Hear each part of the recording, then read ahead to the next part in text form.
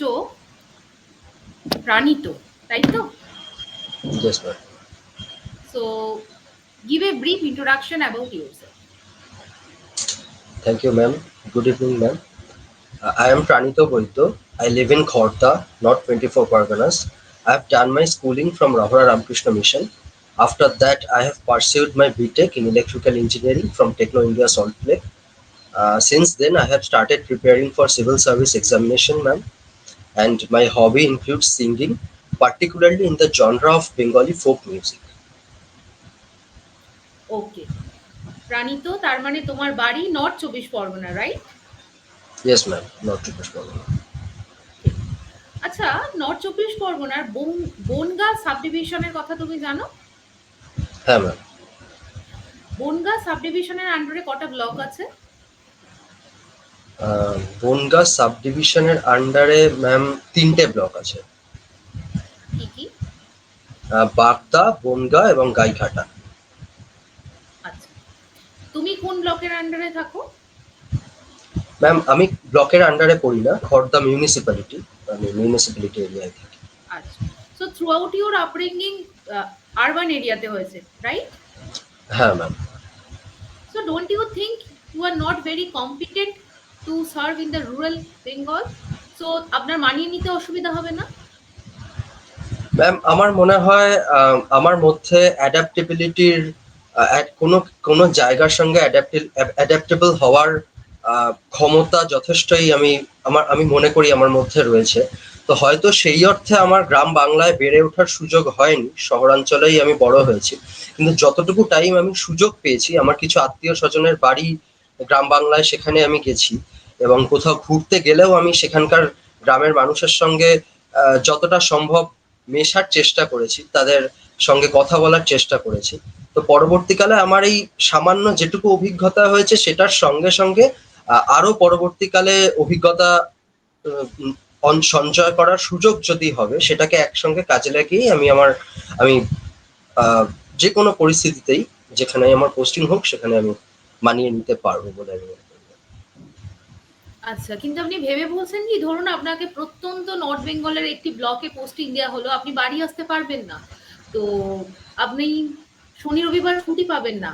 আপনার মনে হয় না কিছুদিন চাকরি করার পর আপনি একটা ডিমোটিভেশন বা ল্যাক অফ ইন্টারেস্টের মধ্যে পড়ে যেতে পারেন, বা তার সম্ভাবনা আছে বলে মনে হয় না?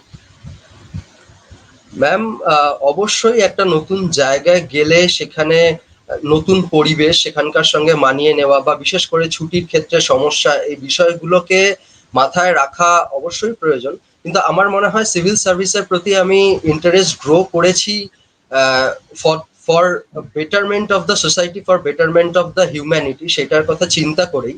এবং এই বিষয়গুলো নিয়ে আমি ভেবেছি এবং চিন্তা করেছি, যেখানে ছুটি পাওয়া বা না পাওয়ার বিষয়টা নিয়ে কখনোই আমার ক্ষেত্রে আমি মনে করিনি সেটা আমার মানে সেটা আলাদা করে আমার ক্ষেত্রে কোনো বাধা হয়ে দাঁড়াবে বলে। সেই জন্যই পরবর্তীকালে যেখানেই আমি পোস্টেড হব, সেখানকার পরিবেশের সঙ্গে যতটা সহজে মানিয়ে নেওয়া যায় এবং সেইখানেই একটা নিজের পরিবেশ গড়ে তোলা, সকল মানুষকে একসঙ্গে করে নিয়ে, মানে যেসব নতুন মানুষের সঙ্গে পরিচয় হবে তাদের সঙ্গেই একটা নতুন করে একটা নতুন বন্ধুত্ব, নতুন পরিচয় করে নেওয়া, সেটার মাধ্যমে আমি আমার কাজকে আহ, আরো ভালোভাবে ফুলফিল করতে পারবো বলে আমি মনে করি। ওকে, সো আমার নেক্সট কোয়েশ্চেন তোমার কাছে, নর্থ বেঙ্গলে রিসেন্ট যে বন্যা পরিস্থিতি হয়, give me three way forward so that government can take this kind of step and can prevent this kind of catastrophe in the future. Three way forward. Okay, ma'am. First way forward should be definitely we should be highly conscious about land concession and land acquisition for in any purposes. It could be tourist purposes, or it could be land encroachment for population crisis. So we should be careful regarding land encroachment issues. Secondarily, ma'am, it is a preventing measurement. One mitigating measurement, we can think of an immediate rescue operation, not only for human being but also for the wild animals, because we have seen this time several wild animals, they have like they have struggled for their existence. So that could be a very crucial thing. And third should be, ma'am, third point should be, ma'am, we should be more conscious about creation of dams and leaving the water, like the stored water from the dam, uh, on the direction towards the direction of the river. So uh, that could not create flash floods in future. So, what is the stance you should take with respect to the Tista water dispute, one of the most debated river in the North Bengal, Tista? Yes, তুমি ma'am. কি জানো তিস্তা এবং তিস্তার জল পথ নিয়ে West Bengal এবং বাংলাদেশের মধ্যে প্রচুর দীর্ঘ একটি সমস্যা রয়েছে, সেটাকে কিভাবে মিটিগেট করা যায়? ম্যাম, অবশ্যই তিস্তার জল বন্টন নিয়ে পশ্চিমবঙ্গ এবং বাংলাদেশের মধ্যে প্রায়শই দেখা যায় একটি সমস্যার সৃষ্টি হয়েছে। ম্যাম, আমার মনে হয় এক্ষেত্রে ভারত সরকারের পক্ষ থেকে এবং বাংলাদেশের সরকারের পক্ষ থেকে দুজনকেই একটি প্রপার ওয়াটার ট্রিটি সেট করা প্রয়োজন, যেখানে কতটা পরিমাণ জল ছাড়া হবে, কত সিসি জল ছাড়া হবে, এবং সেটা কি কি কাজে লাগবে এবং কোন সময়। বিশেষ করে প্রধান সমস্যাটা আমরা সিজনাল ক্ষেত্রেই দেখি, মানে বর্ষাকালে বিশেষ করে যখন বন্যা পরিস্থিতির সৃষ্টি হয় জল বন্টনের ক্ষেত্রে। তো এই সিজনাল কনসিয়াসনেসটা যখন আমরা এক্ষেত্রে, ম্যাম, আমরা টেকনোলজির সাহায্য খুব মানে ভালোভাবে নিতে পারি, মানে ড্রোন ম্যাপিং এর মাধ্যমে এবং ফিউচারিস্টিক ওয়েদার ফোরকাস্ট আমরা আর্টিফিশিয়াল ইন্টেলিজেন্সের মাধ্যমে করতে পারি। তার মাধ্যমে আমরা আগে থেকেই যদি জানতে পারি যে ওয়েদার ফোরকাস্টিং কোন সময় হতে চলেছে এবং সেই সময় বন্যা পরিস্থিতি হতে পারে কিনা, সেটা আগে থেকেই দুই দেশের সরকার এবং পশ্চিমবঙ্গ সরকার অবশ্যই, এরা যদি চুক্তিবদ্ধ থাকেন যে এই সময় থেকে এই সময়ের মধ্যে আমাদের ওয়াটার ডিস্ট্রিবিউশন নিয়ে কনসিয়াস থাকতে হবে, সেই সেই সেই সুযোগ, সেরকম স্টেপ একটা নেওয়া যেতে পারে। ইন্ডিয়ান কনস্টিটিউশনে কোন আর্টিকেল এই ইন্টারস্টেট রিভার ডিসপুটের রেসপেক্টে আছে? Ma'am, I'm not sure, but can I guess it? You can guess. Ma'am, is it Article 261 or no, 262? Yes, Oh, 262। sorry. Oh, sorry, ma'am. It's okay. So আচ্ছা, আমাকে আরেকটা question বলো, উত্তর দাও। Kumargram north বেঙ্গলের কোন জেলার ব্লক? Ma'am, Kumargram, Alipurduar জেলার। আচ্ছা, জলপাইগুড়ি জেলার একটা ব্লকের নাম বলো। ম্যাম, ময়নাগুড়ি, ধূপগুড়ি। লাভপুর কোথায় আমরা পাবো? লাভপুর বীরভূমে। বীরভূমে। আজকে নিউজ পেপার পড়েছেন? হ্যাঁ ম্যাম, বাংলা নিউজ পেপারটা পড়া হয়েছে, ইংরেজিটা পড়া শুরু হয়নি। কি পড়েছেন নিউজ পেপারে? দুটো আমাকে আর্টিকেলস বলুন, world affairs related. World affairs related, okay ma'am. একটা তো পাকিস্তান আফগানিস্তান সীমান্তে একটা খুবই খারাপ পরিস্থিতির সৃষ্টি হয়েছে। দুই পক্ষ থেকেই একটি হতাহতের খবর পাওয়া যাচ্ছে। যেরকম আফগানিস্তানের তরফ থেকে জানানো হয়েছে বেশ কিছু ওখানকার সাধারণ মানুষ এবং সেখানকার যেটা তালিবান আর্মির পক্ষ থেকে যেটা জানানো হচ্ছে ওনাদের মানুষ মারা গেছেন, এবং পাকিস্তানের পক্ষ থেকে বলা হচ্ছে কিছু মানুষ মারা গেছে। এইটা একটা ঘটনা। আর দ্বিতীয় বিষয়, ম্যাম, বলা যায় যে গাজাতে ওয়ার্ল্ড অ্যাফেয়ার্সে বললেন ম্যাম, ওয়ার্ল্ড অ্যাফেয়ার্সে দ্বিতীয় বিষয় বলা যায় গাজাতে রিসেন্টলি যেটা সিজ ফায়ার হয়েছে, মানে যুদ্ধে হল্টিং যেটা হয়েছে, কিন্তু তার পরবর্তী ক্ষেত্রে দেখা গেছে ইসরায়েলের পক্ষ থেকে কিছু কিছু ক্ষেত্রে একটা প্রভিশন দেওয়া হয়েছে যে যে সমস্ত জীবিত এবং মৃত মানুষজনকে ঠিক সময়ের মধ্যে এবং সঠিকভাবে যদি ফিরিয়ে না আনা হয়, এবং পরবর্তীকালে যদি হামাস অর্থাৎ সেখানকার জঙ্গি গোষ্ঠী যদি আবার দ্বিতীয়বার অস্ত্র ধারণ করার চেষ্টা করে, তখন কিন্তু ট্রাম্প প্রশাসন as well as Israel government বলেছে তারা তার জন্য প্রয়োজনীয় পদক্ষেপ নেবে। এই দুটো আর্টিকেল আমার মনে হচ্ছে। আপনি যখন হামাসের কথাই বললেন, আচ্ছা এইভাবে আমরা ভেবে দেখতে পারি কি হামাস যে মিলিটেন্ট গ্রুপটা, তারা তো তাদের অস্তিত্ব রক্ষার লড়াই করছে, তাহলে সেক্ষেত্রে ইসরায়েল যেভাবে ওদের উপর বোম্বার্ডমেন্ট করেছে, আমরা যদি দেখি একটা মাস লেভেলের জেনোসাইড হয়েছে গাজার মধ্যে, যেটা ইসরায়েলের দ্বারা কন্ডাক্টেড হয়েছে, সেটাকে ইভেন ইন্ডিয়া কিন্তু স্ট্যান্স কি নিয়েছে, নিউট্রালিটি স্ট্যান্স নিয়েছে। ইন্ডিয়া বলতে পারেনি যে what is right and what is wrong. তো এক্ষেত্রে আপনার কি মনে হয়, এটা কি ইন্ডিয়া ঠিক করেছে? ম্যাম, আমার ধারণা ইন্ডিয়ার পদক্ষেপ সম্পূর্ণভাবেই সঠিক। আম, আমি সেটাই মনে করি। তার কারণ হিসেবে ম্যাম এটুকু আমি বলতে পারি যে ইন্ডিয়া এই মুহূর্তে বিশ্বের one of the fastest growing economy, and ইন্ডিয়ার এই দায়িত্বটা বর্তায় ভারতবর্ষে দেশের যেরকম ভাবে বিশ্বের উন্নত এবং উন্নয়নশীল দেশগুলোর সঙ্গে খুব ভালো সুসম্পর্ক বজায় রাখা, তাদের মধ্যে অবশ্যই ইসরায়েল একজন, যেখানে ইসরায়েলের সঙ্গে আমাদের defence sector, science and development sector, agricultural sector বা নতুন ইনোভেশনের ক্ষেত্রে, সাইন্টিফিক ডেভেলপমেন্ট এবং ডিফেন্স সেক্টর ইনোভেশনের ক্ষেত্রে আমরা ইসরায়েলের সঙ্গে খুব ভালো একটি কোলাবোরেটিভ সম্পর্ক বজায় রাখছি। তার সঙ্গে সঙ্গে ম্যাম ভারতবর্ষ পরিচিত সবসময় হিউম্যানিটেরিয়ান অ্যাসপেক্টে, সাধারণ মানুষের ভালো কিছুর জন্য। ইভেন আমরা রিসেন্টলি দেখেছি আফগানিস্তানের মতন দেশে, যেখানে পলিটিক্যাল টার্ময়েল বা কোনো পলিটিক্যাল ইনস্টেবিলিটি তৈরি হলেও ভারতবর্ষ সেখানে চেষ্টা করেছে যতটা সম্ভব সাধারণ মানুষের পাশে দাঁড়িয়ে সেখানকার ওয়েলফেয়ার অ্যান্ড ডেভেলপমেন্টাল কাজগুলো করে যাওয়ার। তো ইসরায়েলের ক্ষেত্রেও ম্যাম তাই। ইসরায়েলের ক্ষেত্রে অবশ্যই কোনো রকম নাশকতামূলক বা আহ, আহ, যেটা সাধারণ মানুষের জীবনের জীবনযাত্রার বিরুদ্ধাচারণকারী কোনো, যেখানে মিলিট্যান্ট অ্যাক্টিভিটি যদি হয়ে থাকে, সেটাকে ভারত সবসময় তার বিরুদ্ধে আওয়াজ তুলেছে। তার সঙ্গে সঙ্গে সাধারণ মানুষের জীবনও যাতে বিপর্যস্ত না হয়, তারা যেন ঠিকভাবে সঠিক খাদ্য, বস্ত্র, বাসস্থানের সুযোগটুকু পায়, সেটার ক্ষেত্রেও ভারতবর্ষ সেক্ষেত্রে সাহায্য করার চেষ্টা করেছে, বারবারই আমরা সেটা দেখেছিলাম। সেক্ষেত্রে আমার মনে হয় ইসরায়েল এবং হামাসের মধ্যে যে টাসলিংটা রিসেন্ট গ্লোবাল অ্যাফেয়ার্সে আমরা দেখছি, সেখানে ভারতবর্ষের নিউট্রালিটি বজায় রাখাটা ভারতের একটা স্ট্র্যাটেজিক এবং রেশনাল একটা রেসপন্সিবিলিটি এবং সিদ্ধান্ত বলা যেতে পারে। বেশ।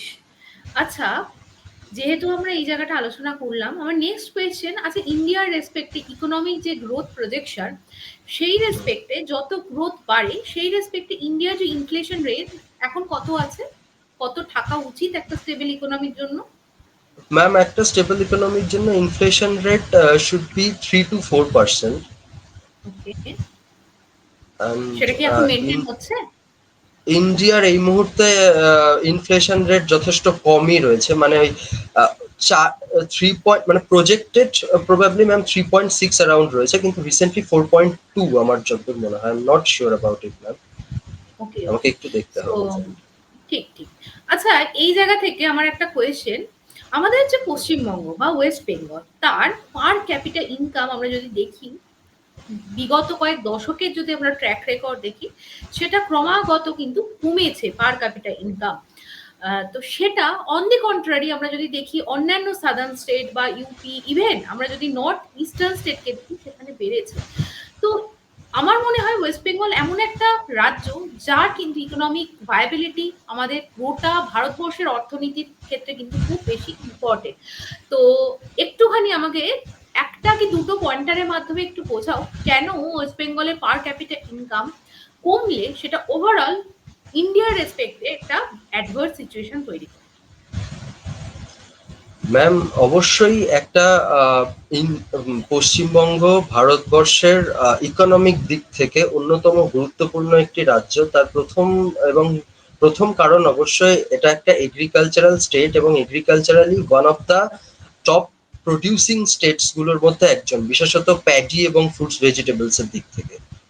তো সেই ক্ষেত্রে যদি পশ্চিমবঙ্গের সাধারণ কৃষক মানুষের কাছে পার ক্যাপিটা ইনকামের রেসপেক্টেই বলি, সাধারণ কৃষক মানুষের কাছে যদি তারা যোগ্য, তাদের যে অ্যামাউন্ট তাদের পাওয়ার উচিত সেই প্রাপ্তিটুকু তারা যদি না পায়, পরবর্তীকালে নেক্সট অফ প্রোডাকশন সাইক্লিংটা সেখানে ক্ষতিগ্রস্ত হবে।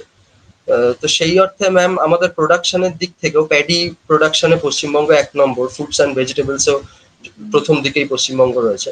তো সেই ক্ষেত্রে সারা ভারতের একটা ফুড ইনসিকিউরিটি তৈরি হতে পারে। এটা একটা কারণ বলা যেতে পারে। আর দ্বিতীয় ম্যাম, অবশ্যই পশ্চিমবঙ্গ এমন একটা রাজ্য যেটা ভারতবর্ষের ওয়ান অফ দ্য স্টেটস যারা সার্ভিস সেক্টরেও প্রচুর কন্ট্রিবিউট করে। তো পশ্চিমবঙ্গের একটা বড় উম, মাত্রায় এই মুহূর্তে ইউথ পপুলেশন যারা কাজের ক্ষেত্রে বেশি, বিশেষ করে সাদার্ন স্টেটে সুইচ করছেন, সেই ক্ষেত্রেও এটা একটা সমস্যার কারণ হতে পারে। পশ্চিমবঙ্গের নিজস্ব ইন্ডাস্ট্রিয়াল গ্রোথ যদি বিশেষ করে আইটি সেক্টরে অলরেডি হচ্ছে, কিন্তু আরেকটু গ্রোথ যদি প্রয়োজন মতো আরেকটু গ্রোথ যদি হয়, তাহলে সেক্ষেত্রেও সেটা ওভারঅল দেশের গ্রস ডোমেস্টিক প্রোডাক্ট সার্ভিস সেক্টরের ক্ষেত্রে বেটার করতে পারে। বেশ, বেশ। আচ্ছা, তাহলে নর্থ 24 পরগনার মেইন আমরা যদি ইকোনমিক ভ্যালুয়েশন দেখি, সেটা এগ্রিকালচারাল রেসপেক্টে কি আছে? ম্যাম, নর্থ চব্বিশ পরগনায় পার্টিকুলারলি জুট কাল্টিভেশন সব থেকে ইম্পর্টেন্ট, এবং প্যাডি কাল্টিভেশন অ্যাজ ওয়েল। এছাড়া এগ্রিকালচারালি উত্তর চব্বিশ পরগনার বিশেষ করে বসিরহাট বনগাঁ এলাকায় প্রধানত, বসিরহাট বনগাঁ সাব ডিভিশনের অন্তর্গত এলাকাগুলি প্রধানত এগ্রিকালচারালি ডেভেলপ। সেখানে পাট চাষ হয়, ধান চাষ হয়, আহ, সর্ষে, এবং কিছু জায়গায় হর্টিকালচার অত্যন্ত গুরুত্বপূর্ণ। এছাড়া উত্তর চব্বিশ পরগনার একটি বড় অংশে ম্যাম পিসি কালচার ইজ অত্যন্ত ফেমাস। মিষ্টি জলের মাছের চাষ খুবই হেল্প করে এই যে জুট এগ্রিকালচারাল গ্রোথ। কাল্টিভেশনের আপনি কথা বললেন যে নর্থ 24 পরগনার অনেক মানুষ এই জুট কাল্টিভেশন করছে, কিন্তু আপনার মনে হয় না যে এককালে ইন্ডিয়া রেসপেক্টে West Bengal one of the leading manufacturing and the use of the jute product ছিল, সেটা ধীরে ধীরে কমে গেছে। তো এই জুট ইন্ডাস্ট্রিকে আমরা ওয়েস্ট বেঙ্গলের একটা গ্লোরিয়াস ইন্ডাস্ট্রিকে কিভাবে রিভাইভ করতে পারি? Give me 3 suggestion. Ma'am, first of all, jute should be a brand for next futuristic sustainable developmental material. কারণ ওকে। প্লাস্টিক প্রোডাকশন আমাদের এনভায়রনমেন্টালি এতটা ক্ষতি করে, তার পরিবর্তন হিসেবে জুটের ব্যাগ বা জুটের প্রোডাক্টস গুলোকে আমরা একটা মার্কেটিং ব্র্যান্ড হিসেবে ব্যবহার করতে পারি। নেক্সট ম্যাম, অবশ্যই জুট ইন্ডাস্ট্রি অনেকগুলো রিসেন্টলি রিভাইভ করা হচ্ছে, কিন্তু আরো বেশি মাত্রায়, বিশেষ করে ব্যারাকপুর সাব ডিভিশনের অন্তর্গত প্রচুর জুট ইন্ডাস্ট্রি যেগুলো বন্ধ হয়ে গেছে, সেগুলোকে ইনফ্রাস্ট্রাকচারালি আমরা ডেভেলপ করতে পারি, যাতে আরো বেশি মাত্রায় কাল্টিভেটেড জুট গুলোকে প্রপার কিভাবে আমরা প্রসেসিং করা করবো? যায়। গভর্নমেন্ট তো চাইছে না, কারণ ওটা একটা লস মেকিং ইন্ডাস্ট্রিতে তৈরি হয়ে গেছে। না আমাদের সেন্ট্রাল গভর্নমেন্ট চাইছে, না আমাদের স্টেট গভর্নমেন্ট চাইছে এই ধরনের একটা যে বন্ধ ফ্যাক্টরিকে খোলা। কেউ চাইছে না, কারণ তার কোনো ফিউচার নেই। ম্যাম, কেন খুলবে ফিউচার না? নেই। হ্যাঁ, ফিউচার নেই এটা অবশ্যই ঠিক ম্যাম, কিন্তু আমরা ফিউচার তৈরি করতে পারি, ফিউচার মার্কেট তৈরি করতে পারি নিউ জেনারেশনের কাছে। আর এক নিউ জেনারেশন কিন্তু সাস্টেনেবল মেটেরিয়ালের প্রতি অনেকটাই বেশি অ্যাটেন্টিভ। তো সেই বিষয়ে ম্যাম আমরা মার্কেটটাকে, আমাদের প্রথম দায়িত্ব হবে অবশ্যই জুটটাকে ব্র্যান্ডিং একটা প্রোডাক্ট হিসেবে আহ, তার তার মার্কেটিংটা করা, প্লাস্টিকের অল্টারনেট হিসেবে। তার পরবর্তীকালে যদি ইনভেস্টমেন্ট আসে, আমরা আস্তে আস্তে যদি ইন্টারন্যাশনালি গ্লোবালি যদি আমরা বেটার ইনভেস্টমেন্ট আনতে পারি, তাহলে ইন্ডাস্ট্রি গুলোকে রিভাইভ করা সম্ভব। বেশ। আচ্ছা, আমরা তোমার কাছে লাস্ট আরেকটা কোয়েশ্চেন রাখবো যে, আচ্ছা, ওয়েস্ট বেঙ্গলের নর্থ বেঙ্গলের রেসপেক্টে একটা ফোক মিউজিক আর সাদার্ন বেঙ্গলে প্র্যাকটিস হওয়া একটা ফোক মিউজিক, এবং তার মধ্যে বেসিক ক্যারেক্টারিস্টিক্স এর কি ডিফারেন্স আছে? ওকে ম্যাম, নর্থ বেঙ্গলের ফোক মিউজিক বলতে জলপাইগুড়ি কোচবিহারের রাজবংশী কমিউনিটিদের মধ্যে অত্যন্ত প্রিয় ভাওয়াইয়া, ফোক ভাওয়াইয়া গান যেটা, সেটা আমরা বলতে পারি। আর এছাড়া south Bengal as well as eastern side of, মানে আমাদের বাংলাদেশ বর্তমানে যেটা ইস্টার্ন সাইড অফ বেঙ্গল, সেখানে নদী নালার গান, ভাটিয়ালি গান, সেটাকে আমরা রাখতে পারি। ম্যাম, বেসিক ডিফারেন্স আমরা দুটোর ক্ষেত্রে একটা বলতে পারি, ভাওয়াইয়া গান যেটা, সেটা এই দুটোর ক্ষেত্রে ম্যাম একটা কমন বিষয় হলো উভয় ক্ষেত্রেই ভাওয়াইয়া গানের ক্ষেত্রে স্পেসিফিক্যালি আমরা অনেক বেশি মাত্রায় প্রকৃতির সাধনা করা হয়, প্রকৃতির মাধ্যমে প্রকৃতিকে পূজা করা, প্রকৃতিকে নিবেদনের জায়গাটা বলা হয়, নিবেদনের জায়গাটা আসে। আর ভাটিয়ালি সেই অর্থে নন রিলিজিয়াসই বলা যেতে, ভাটিয়ালি গান নন রিলিজিয়াস গান, এটা অনেক বেশি হৃদয় থেকে, প্রাণ থেকে যে গানটা আসে, মেনলি যেহেতু উত্তর 24 পরগনা, দক্ষিণ 24 পরগনা এবং বাংলাদেশের খুলনা, বরিশাল ইত্যাদি সাব ডিভিশন যেগুলো আছে, এই অঞ্চল প্রচন্ড নদী নালা রয়েছে। নদীর মাঝি মাল্লারা তারা যখন নৌকা বেয়ে ভাটার টানে যখন তারা ফেরত আসেন, তখন তাদের একটা মানে মনে যেন একটা শান্তি, যে স্রোতের বিরুদ্ধে আর তাদের লড়াই করতে হচ্ছে না, তাদের যেন জীবন সংগ্রামে এক এক এক শান্তির সময় সেই মুহূর্তটুকু ভাটার টানে যখন আসে। তো সেই সময় গানগুলো তারা অনেক বেশি মন থেকে ভালোবেসে গাওয়া, তার মধ্যে হয়তো অনেক ক্ষেত্রেই আমরা ওই ঈশ্বরের বন্দনা বা আল্লাহর বন্দনা করতে শুনি, কিন্তু সেই গানগুলো অনেক বেশি সামাজিক এবং সেই পরিস্থিতির ওপরে ভিত্তি করে, যেরকম আব্বাস উদ্দিনের আমায় ডুবাইলি রে আমায় ভাসাইলি রে অকুল দুরিয়ার বুঝি কুল নাই রে, এই গানগুলো অনেক বেশি সোশিয়াল, অনেক বেশি সাইকোলজিক্যাল আমার মনে হয়, যেখানে ভাওয়াইয়া অনেক বেশি মানুষের সঙ্গে প্রকৃতির সম্পর্কের কথা বলে। বেশ। সো লাস্ট আমার একটা কোয়েশ্চেন, যে গিভ মি অর তোমার দুটো উইকনেসের কথা বলো যার মাধ্যমে তোমাকে সিলেক্ট করা, আমরা সিলেক্ট করব না। Give me two weakness. Ma'am why would right now, ma'am yes এই মুহূর্তে, ইয়েস ম্যাম, এই মুহূর্তে আমাকে সিলেক্ট না করার জন্য কোনো উইকনেস আমি আমার মধ্যে খুঁজে এই মুহূর্তে পাচ্ছি না, বা আমি মনে করতে পারছি না যে কোনো উইকনেস আছে যেটার জন্য আমাকে সিলেক্ট না করার কোনো প্রশ্ন ওঠে। যদি আমার পরবর্তীকালে কাজের ক্ষেত্রে আমি দেখতে পাই কোনো জায়গায় আমার স্কিলিং এর ল্যাক থেকে থাকে বা আমার জানার ক্ষেত্রে ল্যাকিং থেকে থাকে, সেটা আমি ডেফিনেটলি সেটার উপরে ওয়ার্ক করার চেষ্টা করব ma'am, and I will definitely try to make those weaknesses as my strength ma'am, that could I can do. Okay, তার মানে আপনি বলতে চাইছেন আপনার যদি কোনো উইকনেস থাকে তো আপনি অপটিমিস্টিক হইতে সেটাকে রেকটিফাই করবেন, ইমপ্রুভ করবেন এবং নিজেকে পরিপূর্ণ করবেন। So that's very nice. So that, okay, your interview is over.